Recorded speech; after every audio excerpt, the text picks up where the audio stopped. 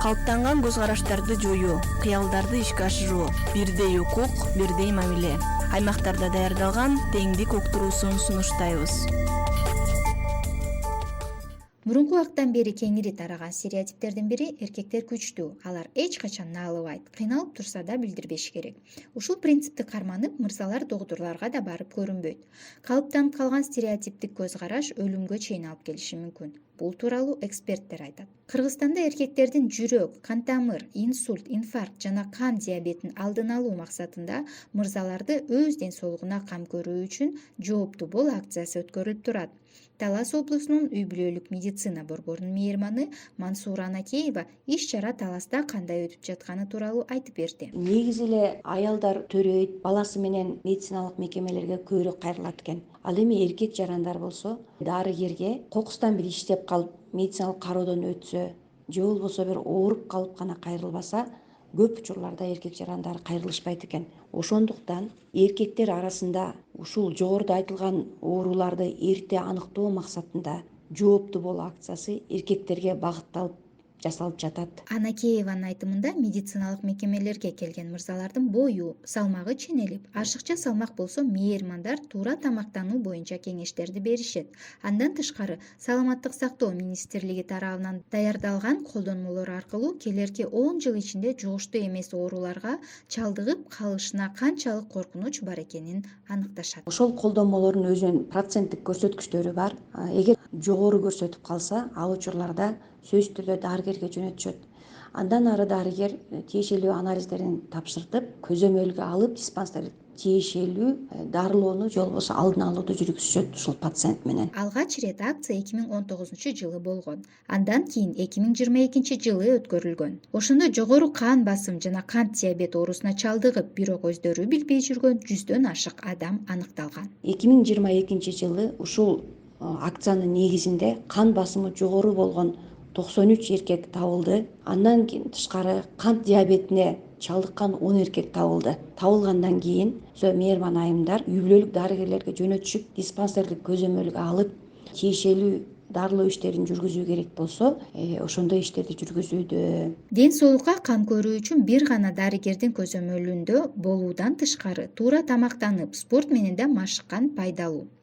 Талдыбулак айылынын тургуну 68 жаштагы Кубанычбек Жаманкулов 5 жыл мурда өз айылына спорт зал ачуу үчүн Бишкектен көчүп келген. Спорт клуб ачылып калса экен, ошону ачайын деп атайын келип, эски спорт залды алып, аны ремонттоп, азыркы эң жогорку деңгээлге алып келип такадым. Жылуу, тренажер, раздевалка, душ, улгайган кыз-келиндердин гимнастика менен машыккан өзүнчө бөлмөсү бар. Айылдагы спорт залдын башкалардан өзгөчөлүгү бул жерде бир гана жаш балдар, кыздар гана машыкпай, улгайган адамдар үчүн гимнастика да бар. Кубаныч агай көп жылдан бери эркин күрөш боюнча машыктыруучу болуп эмгектенген. Андан тышкары медициналык массаж жасайт. Адамдардын ден соолугунун начарлашы алардын аз кыймылдаганы менен тыгыз байланышы бар экенин айтат. Өзүнүн улуу жаштагы машыгуучулары тууралуу кийинкилерди айтып берди. Эми эркектердин улуусу эле 63тө. Буларда менден кичүү, онго жакын ошол курактагы адамдар бар. Буту ооруп, колу ооруп, муундары ооруп, шайлары жок, өздөрүн аябай начар сезип келген баардыгы эле. Азыр баары Кудайга шүгүр, былтыр 5 километр жарыш уюштуруп өкмөт. Ошондон менин 3 чалым 63 жаштагылар, биринчи, экинчи, үчүнчү болуп келишкен. 30-40 жаштагы балдар жетпей алган буларга. Кубаныч агайды капалантканы бул айыл тургундар арасындагы кайдыгерлик. Ооруп баспай калганда гана келишет да, ошонусу аябай өкүнүчтүү. Ошондой болбош үчүн алдын ала мен байбамай өзүнүн группа бар айылдан, ошого чыгып айтып турам. Угуп келгендери бар, ини деп коюп келбегендери бар. Дагы деле көпчүлүгү келбейт, үйүндө эле отурушат. Бирок өз ден соолугуна кам көрүп, залга келип машыккандар арасында чоң ийгиликтерге да жетишкендер аз эмес. Мисалы 64 жаштагы Орнош Даудкулов чоң ата. Ал 9 жыл мурда мини инсульт алып, дем алуусу оорлоп калган. Коронавирустан кийин жүрөк согушу начарлап, дарыгерлер көп кыймылдоо, басууну сунуштаган. Ушу залга барып калдым. 4 жыл 5 жылга айланып бараткан бутум шишип чүчүп така эле. Анан кийин 1 мүнөт чуркадым, анан 2 мүнөт чуркадым. Чуркаганды жайдан көтөрдүм, анан кийин 2 айга жете электе 20 мүнөткө жеттим чуркаганым. Байкаган эмесмин, бутумун шишигин карасам жок калыптыр.